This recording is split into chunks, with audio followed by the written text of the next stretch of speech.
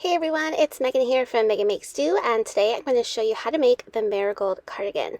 The Marigold is a special design in collaboration with my friend Rachel of Evelyn and Peter, who designed the sister one, which is Crochet, the Maeve.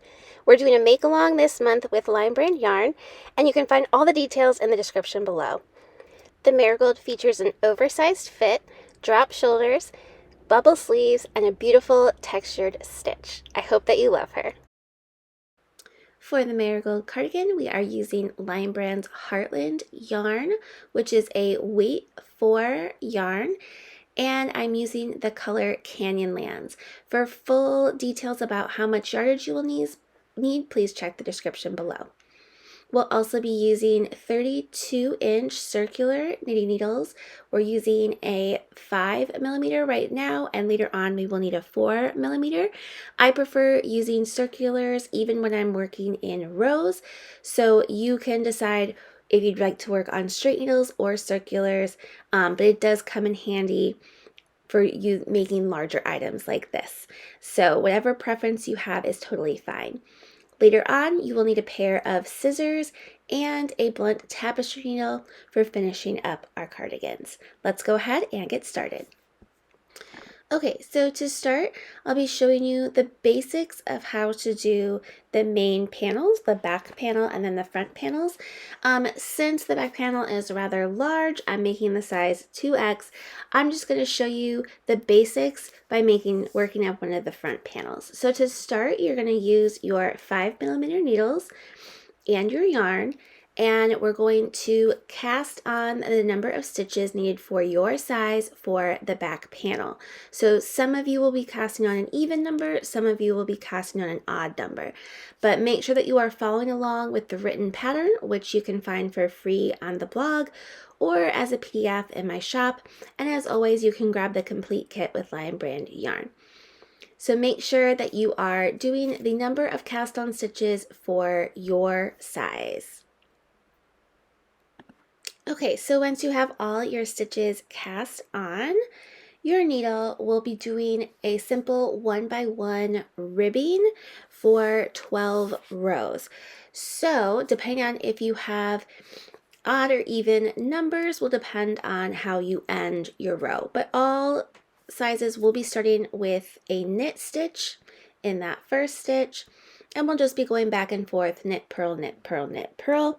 So if you're not familiar with this, just follow along. If you know what to do, you can go ahead and skip forward to the next part. Okay, so we'll start by knitting the first stitch and then purling the following stitch. And then we're just going to repeat that all the way across our row. So knit and then purl, knit and purl, and we'll do that all the way down our row, just going back and forth. And you'll either end on a purl stitch, or if you have one more stitch left, you'll end on a knit stitch. So if you have an even number, you just knit purl all the way across. If you have an odd number, you knit purl until you have one stitch remaining, and then you'll knit that last stitch. So go ahead and work your first row of your ribbing all the way across. Okay, so I'm working my last stitch here, and then we can turn. And this is where the instructions become a little bit different. So since I have an even number, for my next row, I'm just repeating that same row again. So knit, purl, all the way across. If you have an odd number of stitches, you will start with a purl stitch, and then you will knit, purl, all the way across. So slightly different just depending on the number of stitches you have, but we're going to be doing 12 rows of 1x1 ribbing for the bottom of our back panel, as well as on our front panels when we get to that point too. Okay, so I have my 12 rows of ribbing, and now we are ready to start the main body of our panel. So whether or not you're working the front or back panels, this is the basic 4-row repeat that we'll be doing throughout our cardigan.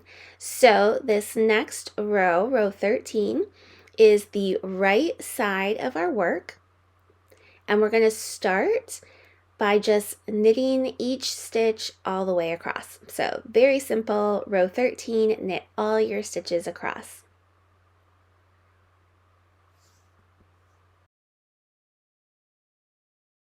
All right, so we're done with row 13, and now we're going to turn our work and get ready to work row 14. So we're going to start and end each row in our pattern with a knit stitch. So you can go ahead and knit that first stitch in your row. And then row 14 is a purl row, but we're going to be doing something a little bit different. We're going to be working a double yarn over purl. So insert your needle as if to purl, and then we're going to yarn over once, twice, and then bring them through and slide that stitch off of our needles. So for each stitch in this row, besides the first and last, you'll be working 2 yarn overs. So we are technically increasing in this row, but we're not going to use both of those stitches later on in the following row. So work double yarn over purls all the way across your row until you have 1 stitch left. Okay, so we're working our last double yarn over purl.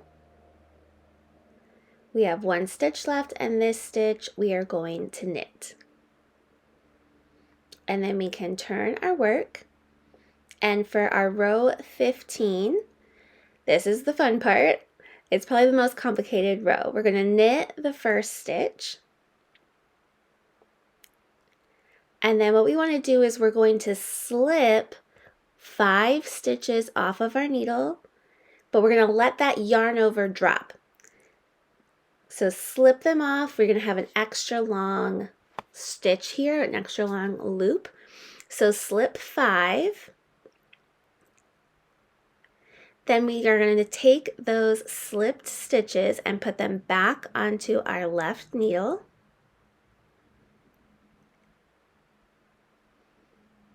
And now we are going to knit those 5 stitches together, but we're not going to slide them off our needle yet. You're going to knit 5 together, pull a loop through, yarn over, knit those stitches together again, yarn over, and then knit those 5 stitches together one more time. So we've slipped 5 and then we've made 5. Now we can slip all those stitches off of our needle. Okay, and this is what's going to give us those like twisted, slanty lines in our pattern. Then we're just going to repeat that all the way across until we have 1 stitch left. So again, slip 5 stitches, letting those yarn overs go loose, and then slip those 5 stitches back onto our left needle. And then we are going to knit 5 together, yarn over, knit 5 together, yarn over, knit 5 together through those same 5 stitches that we slipped. And then we can slide them off of our needle and continue on our way. Okay, so we're almost to the end. We have 1 stitch left, and again, like always, we're going to knit that last stitch. Okay, so you can see we have like our little clusters of 5. So we're going to turn our work, and then for a row 16, we are just going to knit each stitch all the way across. So knit that first one, and then in these groups of 5, sometimes the strands kind of want to clump up on each other. So make sure that you are kind of separating them out and working the stitches kind of in order as you kind of slip them off in the previous row. But we're just going to knit each stitch all the way across.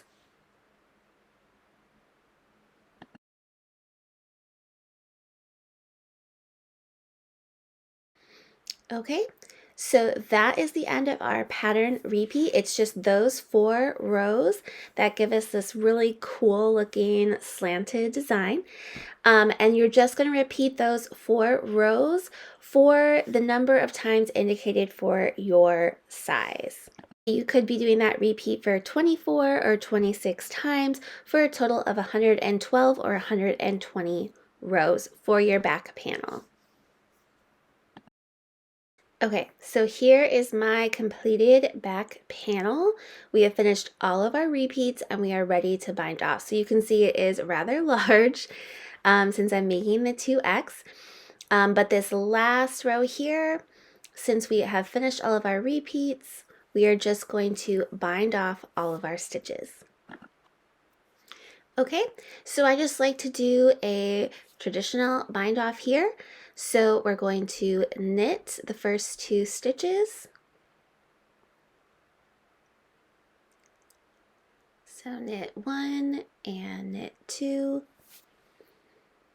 And then we take that right loop and slide it over the left to bind off. And then we'll knit the next stitch. And then again, slide that right loop over the left to bind off. And we just repeat this all the way across our row, making sure that we leave a long tail at the end for seaming. So go ahead and bind off all of your stitches on your back panel and we'll be ready to start on our front panels. Okay, so our front panels are made just like the back panels. We have 12 rows of ribbing, and then we're going to have a total of 7 pattern repeats, and then we're going to do the first 3 rows of the next repeat. So we're going to repeat rows 13 through 15, but when we get to that row 16 repeat, we are going to stop and we're going to be making our little opening for our pockets. So we're going to start by knitting some stitches and then we're going to bind off some stitches and then we'll be adding those stitches back in the next row.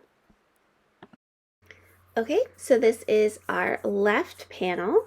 You'll notice that for rows 44 and 45, depending on what panel you're making and what size you're making, they're all going to be slightly different. But the basic idea is we're going to knit an initial number of stitches. Since I'm making a 2X, I'm going to knit 6 stitches.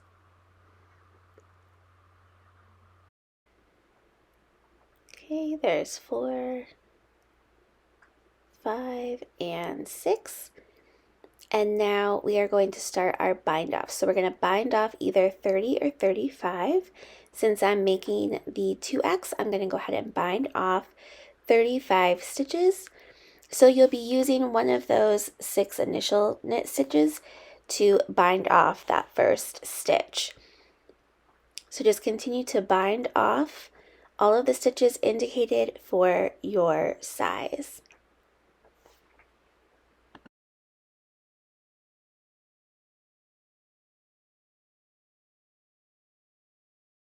Okay, so now that we've bound off all of our stitches, we're just going to knit the remaining stitches all the way across. So I believe for 2X, I have 21 stitches remaining. So I'm just going to knit all of those stitches. Okay, so we're done with row 44 and we have bound off and made our pocket opening, which you can see here. And now we're going to turn, and for row 45, we're going to be adding those stitches back in. And you'll see that we can just easily slide our hand into the opening of the pocket once we're done. So we're going to knit the stitches that are currently on our needle until we get to that opening. So for size 2X, I have 22 stitches. I'm just going to knit all of those stitches. And depending on what size you're doing, your same kind of thing. You're just going to knit until you get to those bound off stitches. Okay, so we're almost to the end of these initial knit stitches.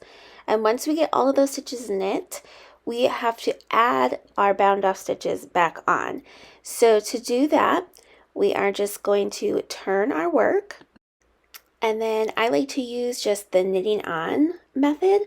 So since our work is turned, we're going to insert our hook into that first stitch, and then we're just going to use our tail and knit a stitch. Do not pull off the other stitch, and then we're going to pick it up from underneath and slide it onto our left needle.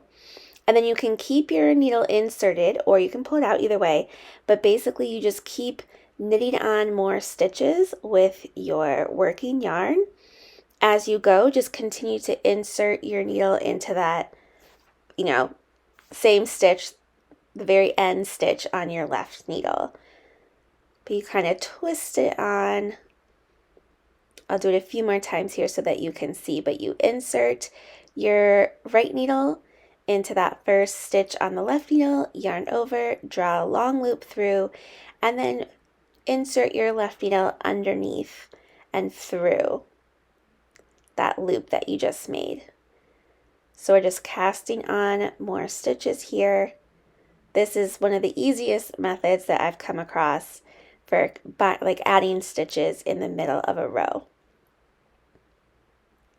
So just make sure that you have cast on either 30 or 35 more stitches, however many you bound off, that's how many you want to knit on. Okay, so I have my 35 stitches knit on, and now I want to turn my work again, and we want to get back to those last few stitches from row 44, and we're just going to knit those stitches. So insert your right needle in, pick up your working yarn, and knit those last stitches on your left needle. And this will create that pocket opening now, but now we have all the number of stitches that we need to continue working in our pattern repeats. Okay, so we've got this nice pocket hole, and we have all of our stitches back on our needle so we can continue working our pattern repeats as normal. So since our row 45 kind of acted as our row 13 repeat, we're going to now move on to a row 14 repeat. So we're going to knit the first stitch, and then we're going to do those double yarn over purls all the way across until we have one stitch remaining. And just keep in mind that with these new cast on stitches, once we hit those, they can be a little bit tight to work into. It's almost like we're, starting at the beginning again. So just take your time and be patient with this, as those stitches can be a little bit tight to get your needles into. But just go ahead and continue working your pattern repeats, making sure that you are following along for the size that you have. But here you can see we have a nice pocket opening. And we'll just make sure that we have the same number of rows as we do our back panel. Okay, so now I'm going to show you how to do the right panel. So again, we're going to be doing rows 44 and 45. And again, they're going to be slightly different depending on what size you are making. But the idea is the same, only this time we're going to have our pocket opening be over here on this side versus at the beginning when we did the left panel. So we're going to start with an initial amount of stitches knit. And since I'm making size 2X, I'm going to knit 22 stitches. So make sure that you are looking at the correct size for the size that you're making, the correct number of stitches. But we're going to knit some stitches here. So this part that we're knitting, this will be the side that's closest to our side seam. And then once you have your initial knit stitches on, we will start our bind off.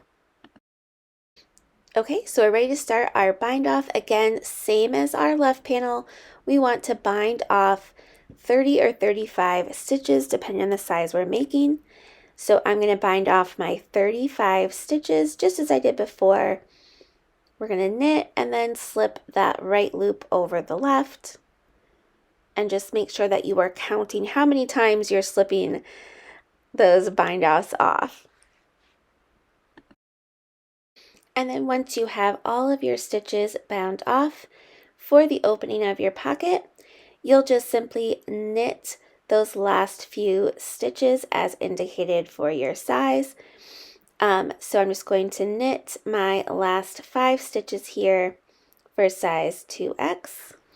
Also, please note that I did change the pattern a little bit, so the video shows one less stitch than you should have for size 2X. Okay, so now you can see if we pull it out, we have our pocket opening just as we did on the left side. We'll turn our work, and for row 45, very similar to the left panel, we're going to knit those initial stitches that we had on our needle, and then we'll turn and we will cast on and knit on our bound off stitches, the same number. So here I can turn my work,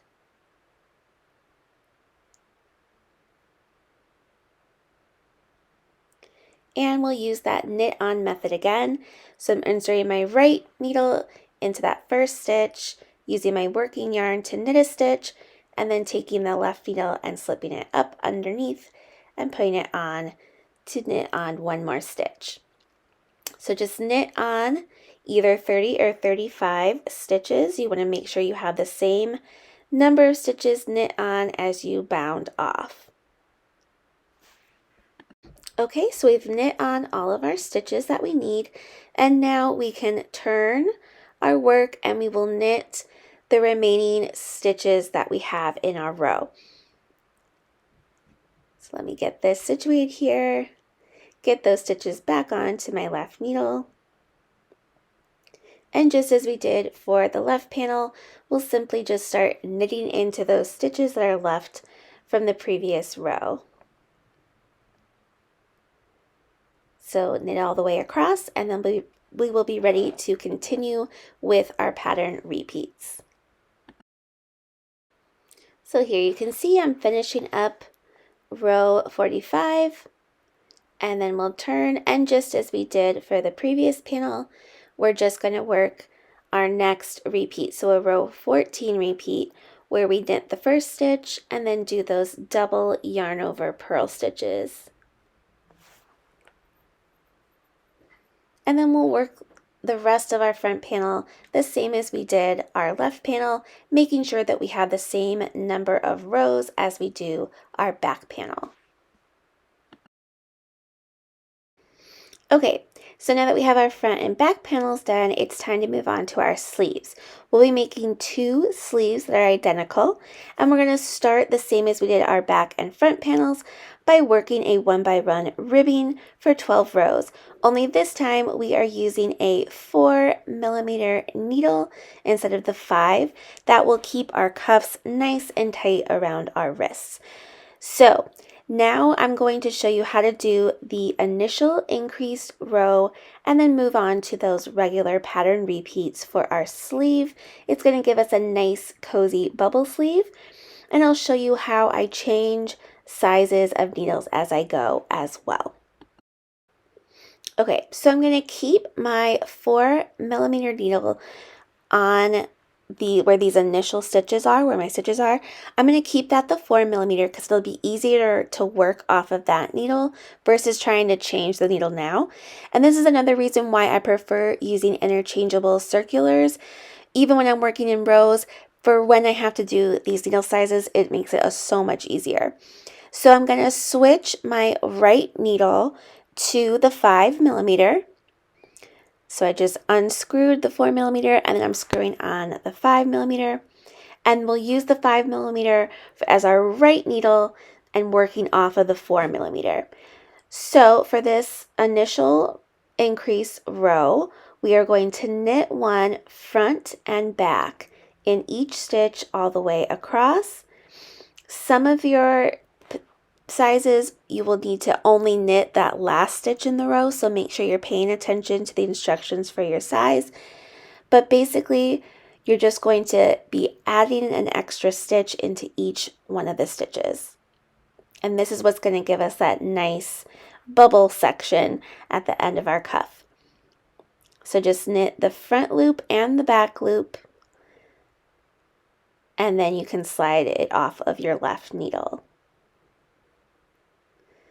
This is one of the easiest ways I find to do increases. So we're just going to be increasing in every stitch all the way across, unless you have one of the sizes indicated where you're just going to work a knit stitch at the end in that last stitch. Okay, so we've gotten to the end, and then depending on the size you're making, you'll either knit this last stitch or just continue and work a knit one front and back. So for the 2X, I'm going to go ahead and do a knit one front and back. Okay, so for almost every size, you've doubled the amount of stitches that you started with for your ribbing. And now that we have completed that row, I can change this 4mm side to a 5mm. So just screw that on and we are ready to continue with our sleeves. Okay, so that increase row kind of counted as our row 13 repeat. It's just kind of like a knit row. So we're going to go right into a row 14, which is our knit the first stitch and then double yarn over purl all the way across until one stitch remains. And the nice thing about doing sleeves this way is that you don't have to worry about any more increasing for the rest of the sleeve. You're just working straight up in that same pattern repeat and stitch as we did for the front and back panels. Okay, so we're getting to the end of this row, row 14. And as we have done previously, we'll knit that last stitch. And then again, for our row 15, we'll just turn and we're going to knit that first stitch. And then we'll start in with our slipping 5 stitches, letting those extra yarn overs go loose, putting them back onto our left needle, and then doing our knit 5 together, yarn over, knit 5 together,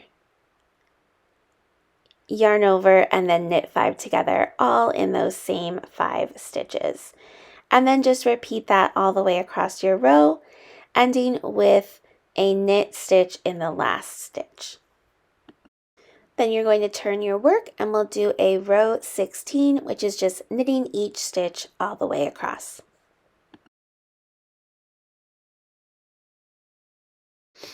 Okay, so you'll just continue to repeat those same rows all the way across.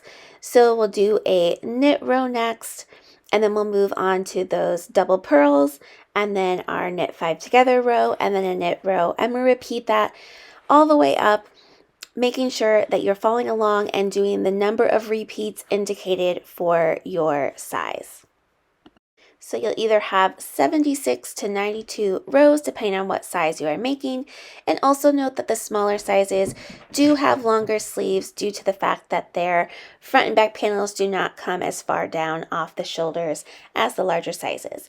And then just repeat these instructions for your second sleeve and we'll be ready to seam our cardigan together. Okay, so I've laid down my back panel and front panels right side up. With the shoulders in place, you can see my pocket openings are closest to where the collar of our cardigan will be, the opening of our cardigan. So make sure that you have your panels in place correctly. You're not putting them on the wrong side. But now I'm just going to show you how I like to seam my shoulders across on both sides. Okay, so I have my panels laid out here. This is my back panel, the long tail for my back panel. And I'm just going to thread that long tail onto a blunt tapestry needle. And then you can use whichever seaming method that you prefer. This is just how I do it. I know it can be a little bit tricky to see since our bind off stitches tend to kind of want to curl into that last row. But I like to do more of an invisible seam here. So I'm going to be working through one leg of each of the stitches next to each other. I'll try to zoom in here so you can kind of see what I'm doing. Okay, so you can kind of start to see if I pull the stitches out a little bit, I'm going through one leg of one stitch and one leg of the other stitch. So going like, underneath those legs, and then zigzagging back and forth, going underneath the next two legs. So I'm not going through like the same legs of a stitch. I'm going through, it's like two stitches together. You're going through one leg of one stitch and one leg of the other, which I know is kind of tricky to see, but it'll be a little bit easier to see here, hopefully.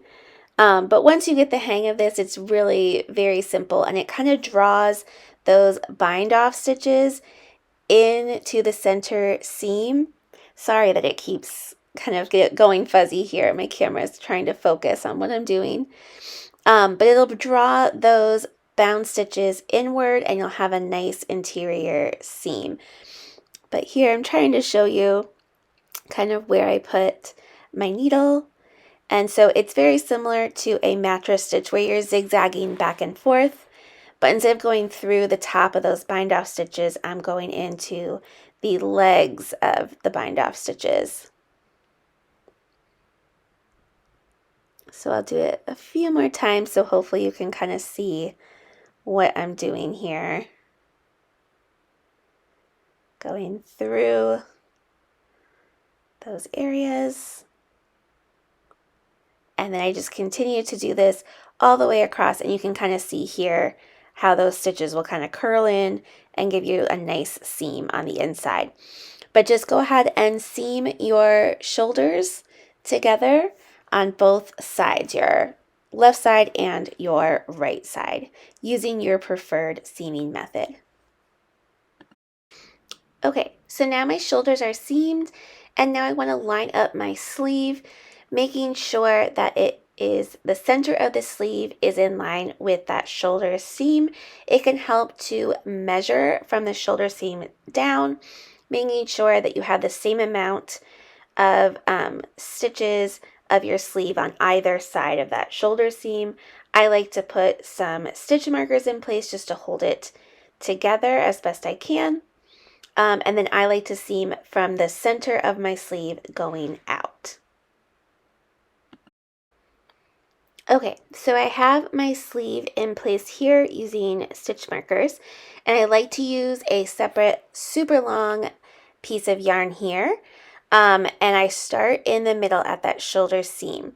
So much as I did the shoulder seam, I'm going to go through the legs on my sleeve, those top couple legs in between stitches. And then I'm going to pull it through, and I'm going to try to keep an even amount of tail on the right side for seaming that way down, and then I'll use the other tail for seaming the other side of the sleeve. So then I'm going to go through kind of just these edge stitches along the body of my cardigan. So I'll zoom in here as well so that you can kind of see what I'm doing. It's a little tricky to explain, but you just want to be working through those stitch legs on the sleeve and through those very edge stitches on the main body. And again, we're going to zigzag back and forth between the main body of the cardigan and the sleeve while we are seaming. And as always, if you prefer a different method of seaming, that is totally fine. It's up to you and how you want your cardigan to look. But once I get a few more stitches in here, I can show you if we pull, it'll kind of tighten that up, and you'll kind of see what this style of seam will look like. So I pull that tight, and it's a pretty invisible seam, much as I did on the shoulders. So just continue to work all the way down this first side of your sleeve, and then we'll pick up that other tail and we will seam the other side of our sleeve. Okay, so once you have your sleeves attached, I have my cardigan laying down with the wrong side facing up. You can see our seams. We're going to fold our cardigan in half so that we're lining up our side seams and our underarm seams. So you can see here that we're going to be seaming the underarm and the sides. And I like to start in the armpit area and kind of work my way down to the sleeve cuff and then down to the bottom ribbing. And again, I still have some long tails on there from seaming the sleeves, so I'm going to use those same tails to seam my edges, and I'll go ahead and show you how I like to do the seam there too. Okay, so like I said, using one of those long tails that I still have, I'm lining up my seam of my sleeves, you can see here, making sure that those are lined up, and then kind of making sure that my stitches are lined up along my arm as well. And we're going to be going into the sides, those very edge stitches of our sleeve sides. Kind of like how we did attaching the sleeve to the main body of the cardigan. I like to kind of weave into the edges of those stitches. And again, going back and forth, left to right, making sure that I'm lining up my stitches as I go. So with this pattern stitch, it's actually pretty easy to see. You can line up those purl ridges that you see in each pattern repeat to make sure that your sleeve isn't getting wonky. If you prefer using some stitch markers here to attach the sides together, you can do that as well, but I just kind of freehand it when I can. But we'll just continue to seam the underarms all the way down to the cuff, and then we'll go back to that armpit area and we will seam the side as well. And then you just repeat this process with the other side of your cardigan.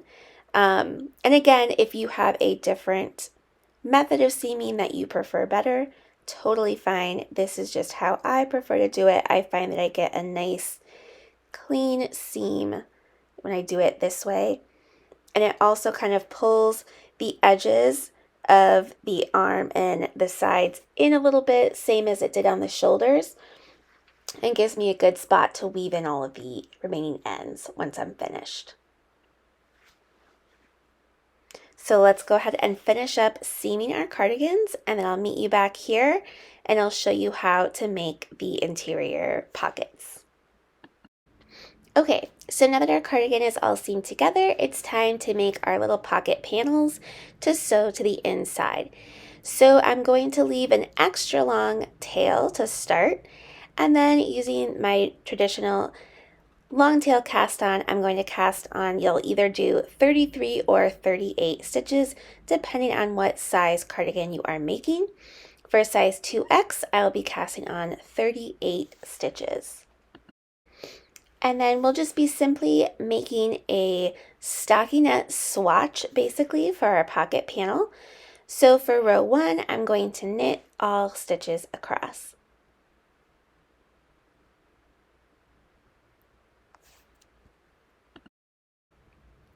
Okay, so we're at the end of row 1, and for row 2, I'm going to purl all stitches across.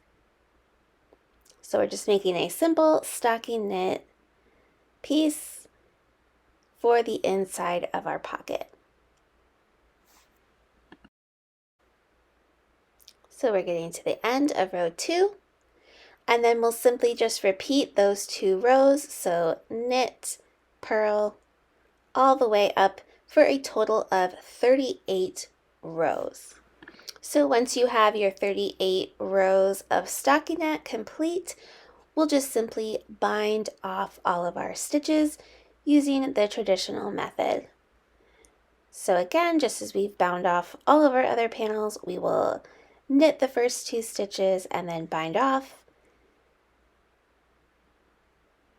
and then knit the next stitch and bind off, and just repeat that all the way across.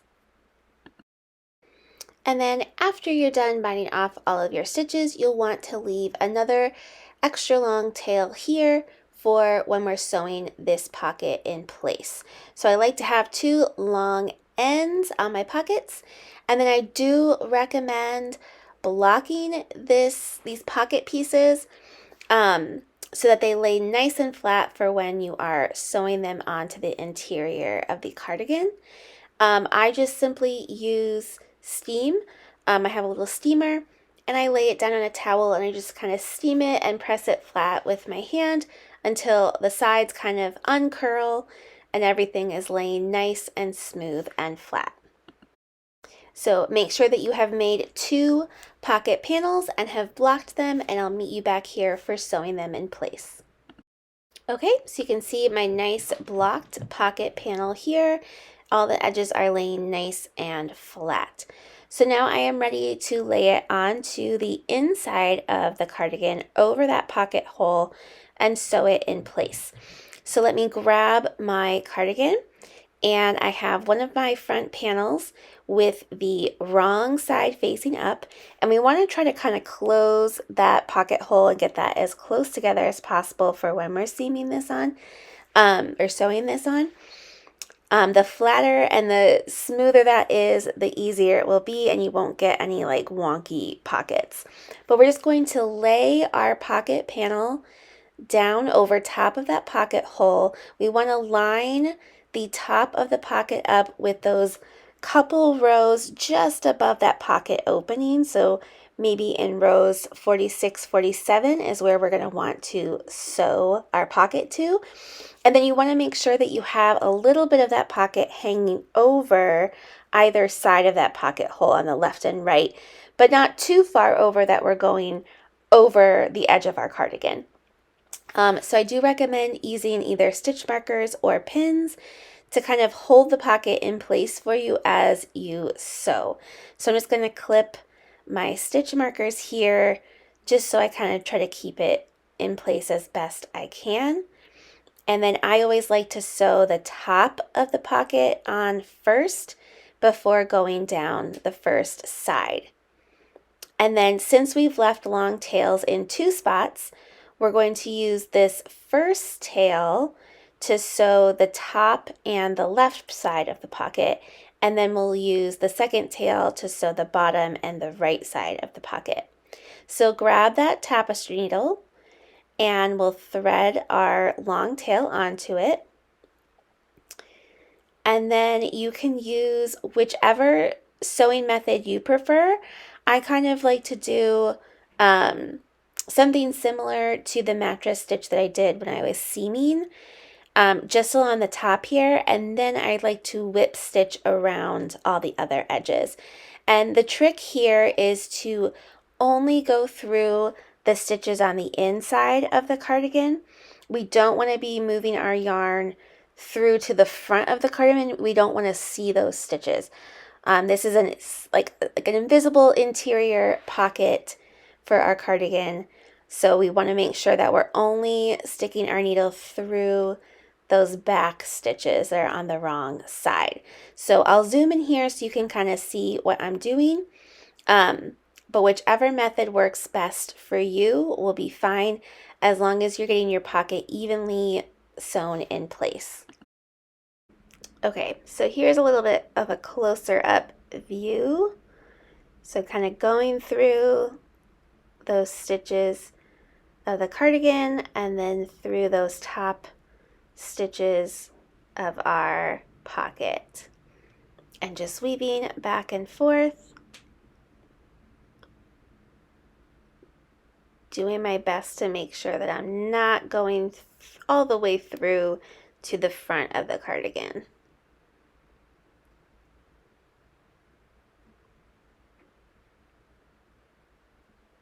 And just be mindful that you're, making sure that it's laying flat. But this is what it will start to look like from the right side of the cardigan. It'll look pretty invisible, just kind of a smooth transition there into the pocket from the outside. So just continue to sew all the way along the top of your pocket. Okay, so now you can see I do more of a whip stitch technique for the sides. So I'm just kind of going through the side and then into the stitches right next to the pocket, trying to stay as straight and even as possible. So we'll just continue to work down this side using that same long tail that we used across the top until we get to the bottom edge of our pocket. Okay, so it's in the top and the left side. Now I'm going to switch to my other long tail to do the bottom and the right side. And then the bottom here, you want the bottom edge of your pocket to kind of line up with the very top of your ribbing. And you want to make sure that you are not going to have your pocket go over the edge of our cardigan. So I'm going to kind of clip this in place too. Since our ribbing tends to want to pull together, you kind of have to pull it apart a little bit and make sure that you are sewing that pocket in place correctly. So the bottom edge of our pocket should line up with the very top of our ribbing. And then again, I'm just going to continue to whip stitch going through those little, like basically the purl stitches that I can see on the inside part of the cardigan and through the bottom of the pocket. Okay, so I've gotten the bottom, and the last thing to do is just this right side edge. And again, just as we did the left edge, I'm just whip stitching into the inside cardigan stitches and through the side of the pocket, going all the way up.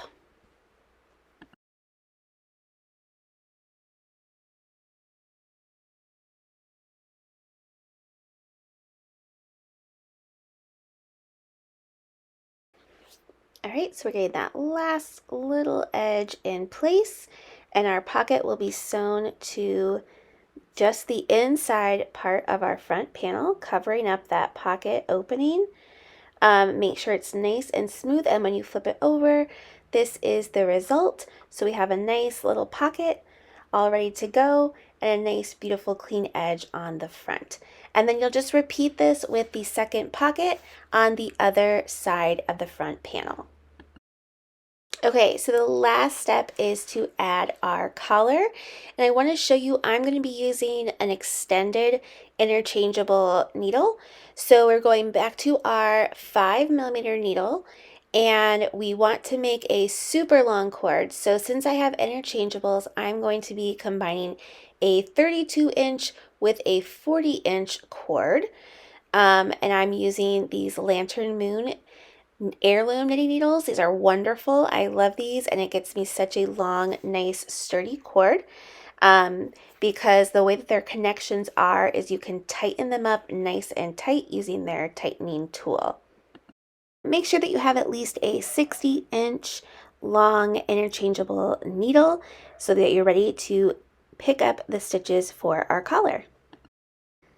Okay, so we're going to grab some of our yarn and our super long 5mm needles, and we're just going to be working into the bottom right edge with the right side of our cardigan facing us, and we're going to be picking up our stitches evenly all the way around. I've put approximate stitch counts into the pattern, so depending on what size you're doing, you can see approximate stitches there, but if you have a couple more or a couple less, that should be fine as long as everything is laying nice and straight for you. However many stitches you decide to pick up is totally fine. So a rough estimate would be you're going to want to pick up about 12 stitches in the ribbing on either side, and then the total number of rows that you have, you'll pick up that on each side, and then the number of stitches across the collar will either be 33 or 38. So when you add that all together, those are the rough estimates I have put in the written instructions. But just take your time and pick up your stitches evenly all the way around your cardigan. Okay, so we've picked up all of our stitches around the front edge of our cardigan, and now we can get into our 1x1 ribbing. So depending on if you have an odd or even number of stitches picked up, your instructions will be slightly different, same as how they were different for the ribbing for the front and back panels. But we're all going to start the same by knitting the first stitch and then purling the next. And we'll just knit, purl, knit, purl, knit, purl all the way around our collar, working into those picked up stitches. And then when you get to the end, you'll either finish with a purl or a last knit stitch. And then you'll just continue working those 1 by 1 ribbed knit rows until you have a total of 6. Okay, so now that I have my 6 rows, I'm ready to bind off. There's a few different methods that you could bind off with, such as the tubular bind off method if you really want a stretchy band, but I wanted my band to be a little more tight and to match the rest of the cardigan. So I'm going to do a traditional bind off following the same stitch pattern as the ribbing, which means I will knit the first stitch and then purl the next. And then I like to bring my yarn to the back and then bind off. And then I'm just going to continue to follow the same stitch pattern as the ribbing as I go. So I'll knit the next stitch and then bind off, then purl the next stitch and bind off. And I'll just continue to do this all the way around until I reach the other side. And once you have bound off all of your stitches on your collar, you'll be finished with your Marigold cardigan. And the only thing left to do is weave in any remaining ends and give it a nice seam blocking if needed. And now you have a finished Marigold cardigan. I hope that you enjoyed this tutorial, and as always, you can find the free pattern on my blog, a written version in my shop, or get the complete kit from Lion Brand Yarn. And don't forget that the Marigold is a make-along with its sister design, the Maeve Cardigan by Evelyn and Peter, and you can find all the details for the make-along in the description below. Don't forget to like and subscribe.